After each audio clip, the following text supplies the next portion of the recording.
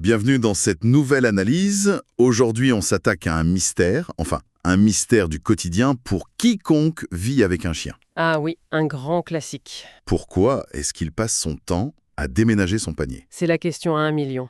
On pourrait croire à un simple caprice. Mais en réalité, c'est une fenêtre grande ouverte sur sa psychologie. C'est un de ces comportements qui semblent anodins, parfois même un peu agaçants, on va pas se mentir, Carrément. mais qui sont en fait incroyablement riches de sens. Chaque déplacement, c'est une information. Et pour creuser le sujet, on s'appuie sur une source qui est vraiment très bien faite. C'est un guide publié en août 2025 sur le blog Velveton.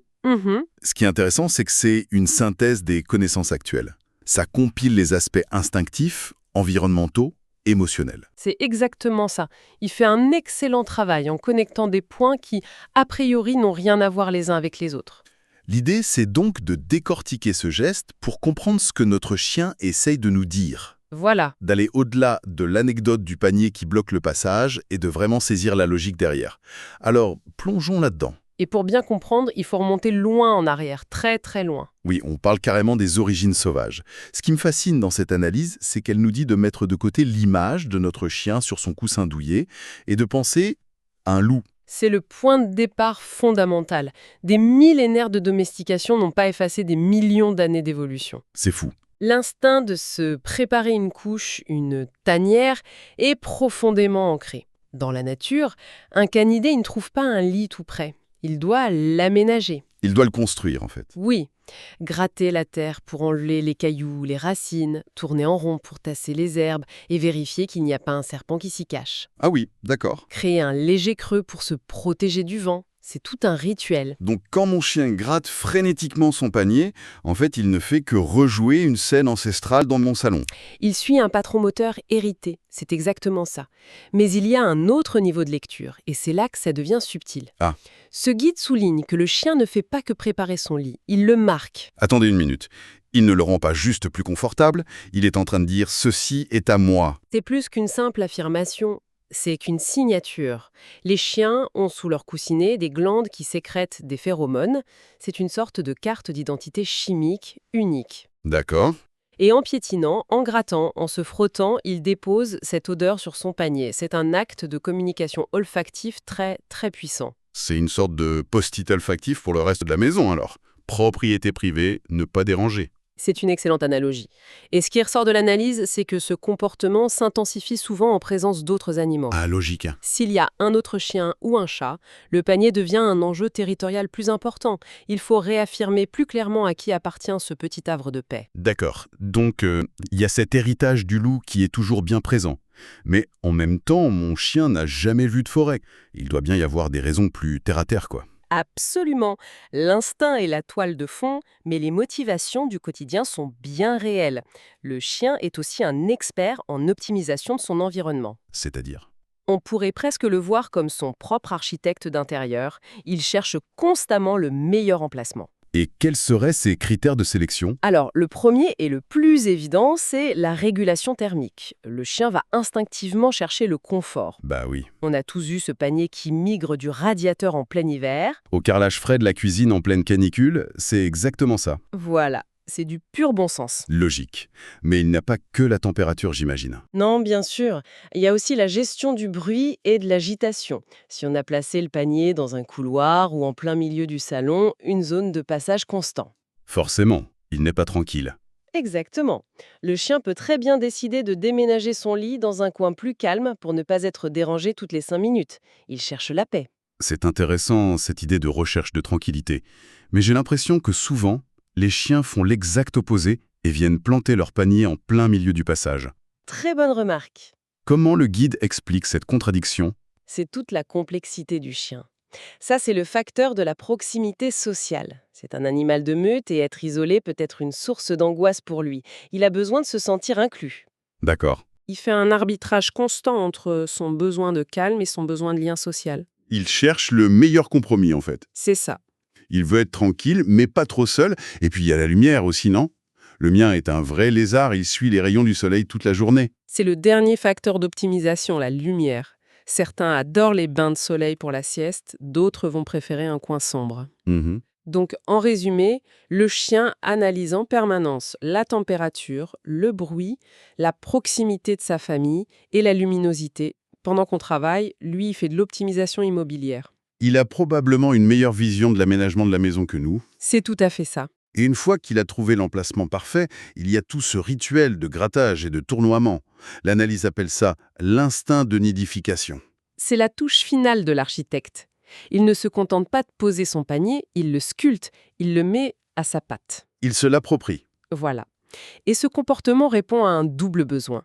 La sécurité, en creusant un peu, ils se sentent plus enveloppés, plus protégés, et le confort pur, en ajustant les bosses du coussin à sa morphologie. On a donc couvert l'héritage ancestral et le confort physique.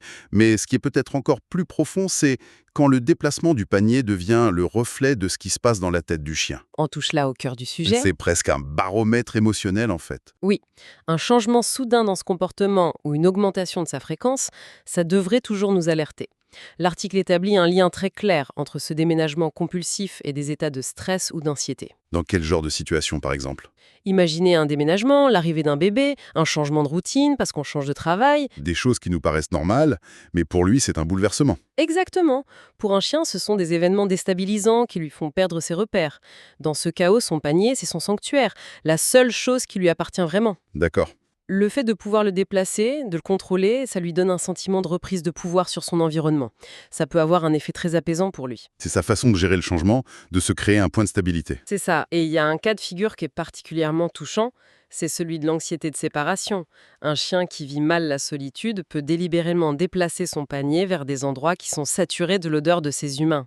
Devant la porte d'entrée ou dans la chambre à coucher, par exemple. Oui, ou à côté du panier à linge sale ou contre le canapé. En s'entourant de cette odeur familière et rassurante, il diminue son stress pendant l'absence. Ah, c'est terrible! Le panier n'est plus seulement un lit, il devient un doudou, un objet transitionnel qui maintient le lien. C'est fou de penser à toute cette charge émotionnelle dans un simple objet. Mais l'analyse mentionne une autre possibilité un peu moins innocente, disons. Oui, il y a une facette parfois un peu plus stratégique de la part du chien, c'est la recherche d'attention. D'accord. Les chiens apprennent très très vite par association. Si, à chaque fois qu'il déplace son panier, le propriétaire réagit en riant, en le grondant, en venant lui parler pour tout remettre en place, le chien enregistre l'info. Il se dit, cette action égale interaction. C'est ça. Et même une réaction négative, ça reste une forme d'attention. Bien sûr. Pour un chien qui s'ennuie, absolument. Il peut donc tout à fait reproduire ce comportement simplement pour provoquer un contact ou rompre la monotonie. C'est le grand paradoxe de l'éducation canine. Parfois, en pensant corriger un comportement, on le renforce involontairement. Malheureusement, oui. Cette idée de stratégie est fascinante. Et d'ailleurs, le guide pousse la logique encore plus loin en parlant de l'emplacement du panier comme d'un véritable choix de positionnement, lié à la hiérarchie. On entre dans la géopolitique du salon. C'est une excellente image. L'espace domestique n'est jamais neutre pour un chien. Chaque mètre carré a une valeur.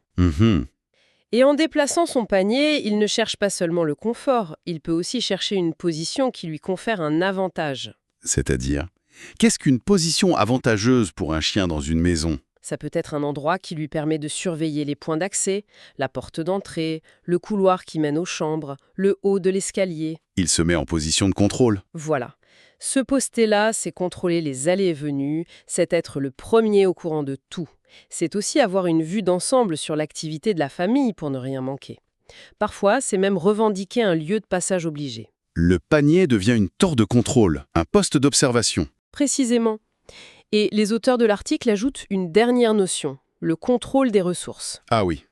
En plaçant son panier à un endroit très spécifique, par exemple en triangle, entre le canapé, sa gamelle et sa caisse à jouets, le chien peut délimiter un périmètre de sécurité autour de ce qu'il considère comme ses biens. Il dit en substance, depuis ma base, je surveille tout ce qui m'est précieux. Vous avez tout compris. Bon, après avoir décortiqué tout ça, la grande question que tout le monde se pose, c'est on le laisse faire sa vie de déménageur ou on essaie de fixer les règles? Alors, la réponse du guide est très claire et assez contre-intuitive. Il faut surtout éviter de lutter contre. D'accord. Ce serait contre-productif et une source de stress inutile.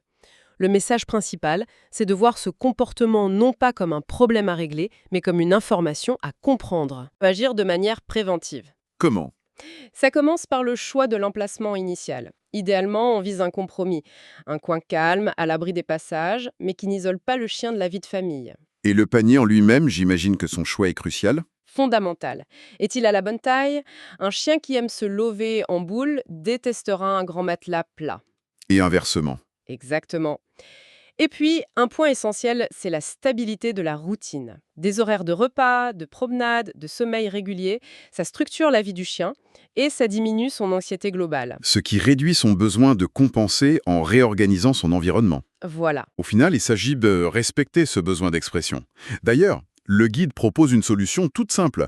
Si le chien semble hésiter entre plusieurs endroits, pourquoi ne pas lui offrir plusieurs couchages? C'est la solution la plus élégante et la plus respectueuse de sa nature. Un panier principal dans le salon et un simple coussin dans le bureau, par exemple. On ne combat pas son besoin de choisir. On lui propose des choix qui nous arrangent. C'est une approche collaborative, pas une lutte de pouvoir. Faisons le bilan. Ce qui me frappe, au final, c'est de voir comment un geste aussi banal que de traîner un panier à travers une pièce est en fait une action d'une complexité folle. Carrément. C'est un mélange d'instinct de loup, de quête de confort très pragmatique, d'expression émotionnelle et parfois même de calcul stratégique. C'est tout un langage. Oui, et le message le plus important de cette analyse, c'est que le simple fait de comprendre ses motivations, ça change tout.